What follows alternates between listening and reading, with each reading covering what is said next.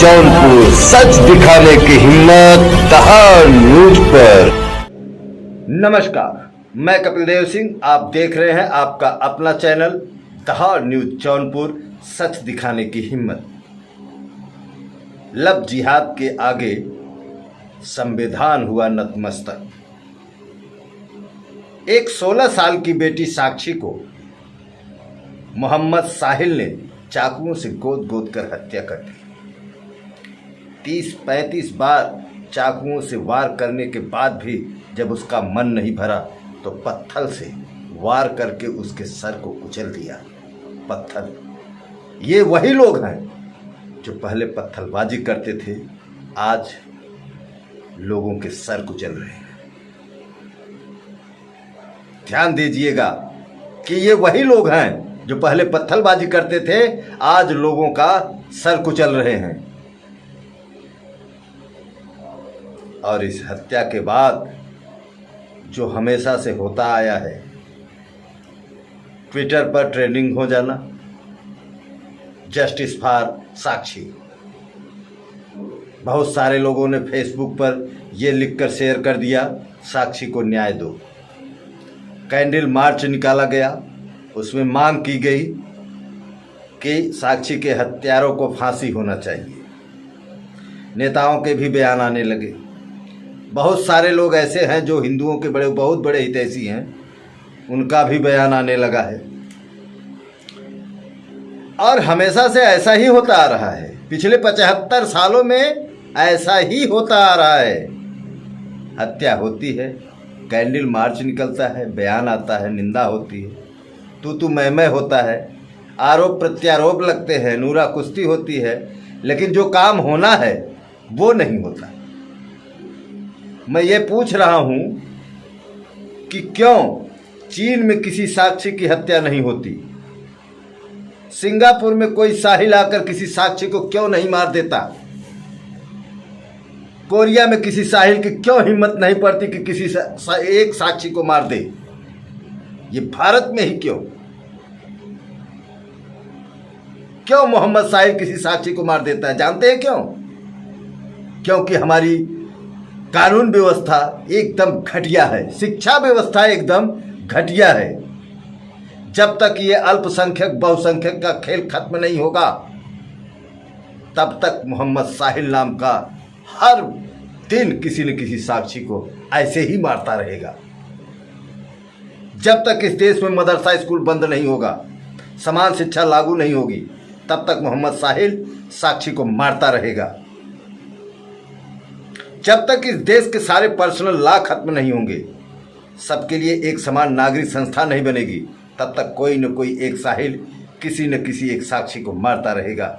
जब तक इस देश में कठोर कानून नहीं होगा, 1 घंटे के अंदर FIR दर्ज हो, 1 महीने के अंदर पूरी जांच पूरी हो और 1 साल के अंदर फांसी पर लटका दिया जाए इन दरिंदों को, जब तक ये कानून नहीं बनेगा, पुलिस चार्टर, जुडिशियल चार्टर्स नहीं लागू होगा, तब तक रोज एक मोहम्मद साहिल किसी एक साक्षी को मारता रहेगा। इसलिए मैं कहता हूं कि तू मैं बंद करो। बार बार ये अपील कर रहा हूं कि तू मैं करने से, निंदा करने से, आरोप प्रत्यारोप करने से, कैंडल मार्च निकालने से, ट्विटर पर ट्रेंडिंग करने से, फेसबुक पर लिखने से किसी आरोपी को फांसी नहीं होगी। फांसी देने के लिए तो कानून बनाना पड़ेगा। उस कानून का नाम होगा नार्कोपोली ऑफ बिन मैपिंग कानून। ये सख्ती से बनाना पड़ेगा। अब उससे पुलिस की पूछताछ चल रही है, चलती रहेगी पूछताछ, गवाहों के बयान आएंगे, इधर जीरे होगी, उधर जीरे होगी, यही चलेगा, लेकिन फांसी नहीं होगी। आज तक किसी को हुई क्या फांसी? मैं पूछना चाहता हूं कि क्या कमलेश तिवारी के हत्यारों को फांसी हुई? क्या बादल के हत्यारों को फांसी हुई? डॉक्टर नारंग के हत्यारों को फांसी हुई क्या? गिना तलरेजा के हत्यारों को फांसी हुई क्या? अंकित सक्सेना के हत्यारों को फांसी हुई? मैं पूछना चाहता हूं कि कितने हत्यारों को अब तक फांसी हुई है? इसके बावजूद फांसी की मांग करते रहते हैं। अरे मेरे भाई, फांसी मांग करने से नहीं होती। अगर फांसी मांग करने से होती तो अब तक 1000 से 2000 लोगों को फांसी मिल चुका होता। और आपसे बता दूं कि किसी को फांसी नहीं होती अगर कोई ऐसा दिन नहीं गुजरता जब तक भारत में कहीं न कहीं एक जगह किसी न किसी को या तो साक्षी को लब जिहाद में फंसा लिया जाता है। अगर वो लब जिहाद में नहीं फंसती तो उसे इसी तरह चाकुओं से गोद कर पत्थर से कुचल कर मार दिया जाता है। देखते देखते अब अफगानिस्तान से ये सब खत्म हो गया, पाकिस्तान से खत्म हो गया, बांग्लादेश से खत्म हो गया, हिंदुस्तान के 9 राज्यों से खत्म हो गया और 200 जिलों से लोग पलायन भी कर रहे हैं। इसके बावजूद जो काम होना चाहिए उसकी मांग करता ही नहीं कोई।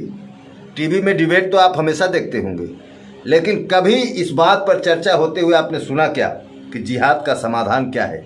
यदि इस जिहाद को रोकना है तो जो ये विशेष कानून, विशेष दर्जा, विशेष योजना, स्पेशल स्टेटस, ये सबको ख़त्म करना पड़ेगा।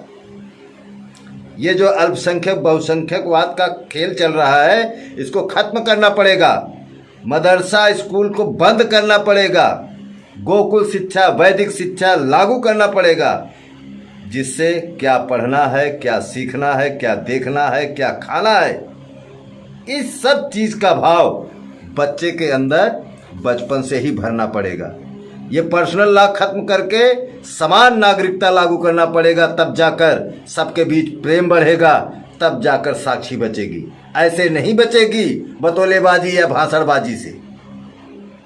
घुसपैठियों के खिलाफ फांसी का कानून बनाना पड़ेगा, जिहादियों को फांसी देने का कानून बनाना पड़ेगा और न्यायिक व्यवस्था ठीक हो। न्यायिक व्यवस्था में 1 साल के अंदर सजा होना शुरू हो जाए, इसके लिए जुडिशियल चार्टर्स लागू करना पड़ेगा।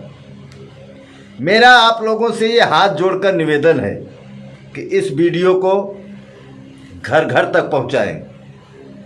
बहुत हो गया तू मैं, बहुत हो गया नूरा कुश्ती, बहुत हो गया आरोप प्रत्यारोप। अब इससे कुछ नहीं होने वाला। ना जिहाद रुकेगा, ना मजहबी उन्माद रुकेगा, ना साक्षी बचेगी। देश को बचाना है, कानून बनाना पड़ेगा। Police reform, judicial reform, education reform करना पड़ेगा। इसलिए मेरा आपसे बहुत ही करबद्ध निवेदन है कि इस वीडियो को अधिक से अधिक लोगों तक पहुंचाएं। अपने सांसद व विधायक को टैग करके उनके पास तक ये पूरा वीडियो पहुंचाएं और सारे ग्रुप में इतना फैला दें कि लोगों को पता चलना चाहिए कि समाधान कानून बदलना ही है। कानून बदलने से समाधान होगा, अच्छी अच्छी बातें करने से नहीं। मैं कपिल देव सिंह, जनपद जौनपुर। जय हिंद, जय भारत।